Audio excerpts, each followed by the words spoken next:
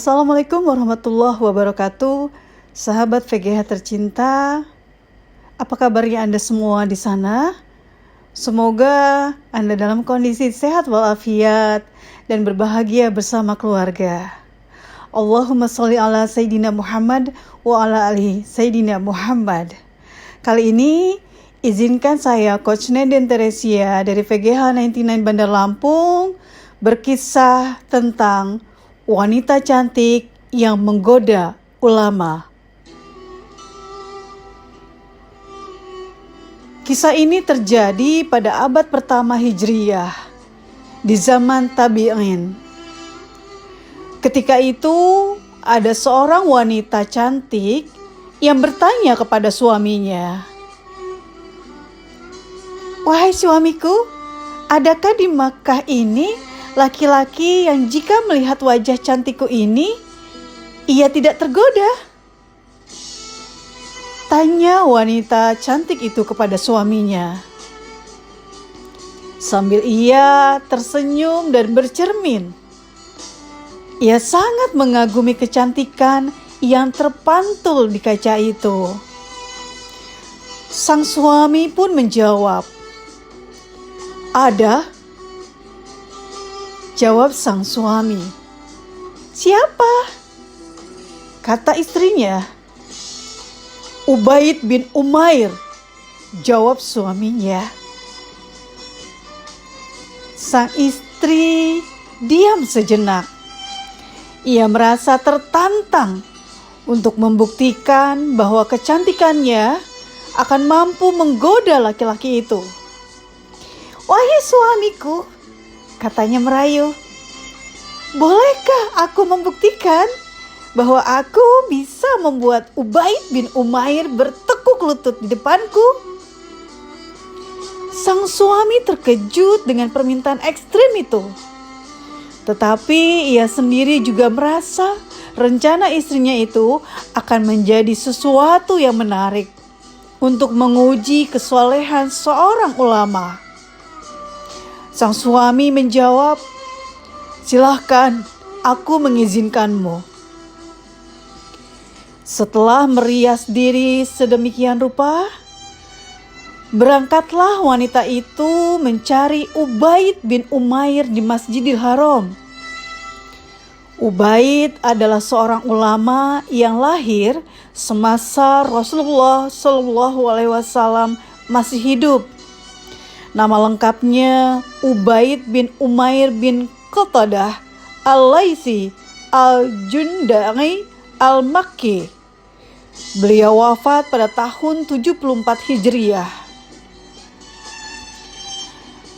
Sesampainya perempuan itu, wanita cantik itu yang ingin menjumpai Ubaid. Saat menjumpai Ubaid, wanita itu berpura-pura meminta nasihat. Ia beralasan kebutuhannya amat penting dan memintanya pindah ke pojok masjid. Sesampainya di pojok masjid, wanita itu membuka cadarnya dan tampaklah wajahnya yang cantik laksana beningnya rembulan. "Apa yang kau lakukan?" kata Ubaid. Melihat kejanggalan wanita tersebut, wanita itu kemudian berkata, "Sungguh aku mencintaimu. Aku hanya ingin jawaban darimu." Sergah wanita itu dan terus berusaha menggoda Ubaid. "Sebentar," kata Ubaid. Kini nadanya mulai naik. "Ada beberapa pertanyaan yang jika engkau menjawabnya dengan jujur, maka engkau akan menjawab pertanyaanmu tadi." Ubaid saat itu terus menaikkan nada tingginya. "Beberapa pertanyaan yang jika engkau menjawabnya dengan jujur, maka aku akan menjawab pertanyaanmu tadi." Wanita cantik itu kemudian menjawab, "Baiklah, aku akan menjawabnya dengan jujur." "Kalau begitu, jawablah pertanyaanku yang pertama. Wahai wanita, seandainya malaikat maut datang menjemputmu saat ini, apakah engkau senang aku memenuhi ajakanmu?" Wanita itu tak menyangka akan mendapatkan pertanyaan yang langsung mengingatkannya dengan kematian. Kemudian dia menjawabnya, "Tidak." Pertanyaan kedua, seandainya saat ini engkau berada di alam kubur dan sedang didudukkan oleh malaikat Munkar dan Nakir untuk ditanyai, apakah engkau senang aku memenuhi ajakanmu? "Tidak," jawabnya. Ketiga, seandainya saat ini semua manusia menerima catatan amalnya dan engkau tidak tahu apakah engkau akan mengambilnya dengan tangan kanan atau tangan kiri, apakah engkau senang jika aku memenuhi ajakanmu? "Tidak," jawab perempuan itu.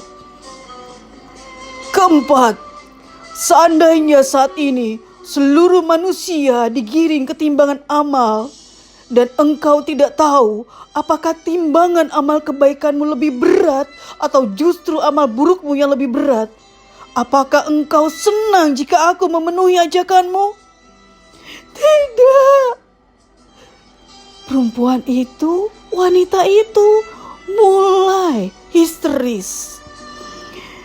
Kelima, seandainya saat ini engkau berada di hadapan Allah Subhanahu wa Ta'ala untuk dimintai pertanggungjawaban atas semua nikmatnya yang telah dianugerahkan kepadamu, masihkah tersisa rasa senang dan bangga di hatimu jika aku memenuhi ajakanmu? "Demi Allah, tidak." "Kalau begitu, wahai wanita, takutlah engkau kepada Allah. Betapa Allah telah memberi segalanya kepadamu." Dan kini wanita itu tak kuasa menahan air matanya. Tadi dia yang datang ke Masjidil Haram berpura-pura mencari nasihat. Kini ia benar-benar mendapatkan nasihat yang benar-benar menyentuhnya. Sesampainya dia di rumah, dengan sangat sedihnya dan berurai air mata, sang suami melihatnya dan terkejut ketika mendapati istrinya bersedih. Sang suami bertanya, "Apa yang terjadi, wahai istriku?" Kata suaminya, "Wahai suamiku, kita ini termasuk orang-orang yang celaka." Jawab wanita itu. Kemudian ia mulai menceritakan kisahnya bersama Ubaid, seorang ulama yang dengan kesolehannya mampu memberikan nasihat yang membuatnya tersadar tentang dirinya, tentang anugerah yang diberikan Allah Subhanahu wa Ta'ala kepadanya. Kemudian dengan rasa yang menyesal, ia mengambil wudhu dan kemudian sholat. Ia memohon ampun kepada Allah Subhanahu wa Ta'ala. Dan hari-hari berikutnya, ia berubah drastis. Ia tidak lagi membanggakan kecantikannya. Ia tidak lagi suka berdandan di setiap malam. Ia berubah menjadi ahli sholat dan puasa. Dan akhirnya, wanita cantik yang hendak menggoda ulama, ia tersadar bahwa sesungguhnya kecantikannya tidaklah abadi dan kelak semuanya akan dimintai pertanggungjawaban. Mudah-mudahan dari kisah ini kita dapat mengambil ibrohnya, mengambil manfaatnya. Semoga dengannya menjadikan diri kita lebih baik dari sebelumnya. Tidak lagi mengandalkan kecantikan fisik apapun yang terkait dengan materi, namun lebih mengandalkan kekuatan dari Allah Subhanahu wa taala. Tak lagi menggunakan hak Allah untuk berbuat kebaikan demi kepentingan dunia, namun menggunakan hak Allah hanya untuk kepentingan akhirat. Mudah-mudahan sahabat VGH semuanya mendapatkan insight dari kisah ini. Barakallahu fikum. Mohon maaf lahir dan batin. Wassalamualaikum warahmatullahi wabarakatuh. Nenden Teresia, VGH 99, Bandar Lampung.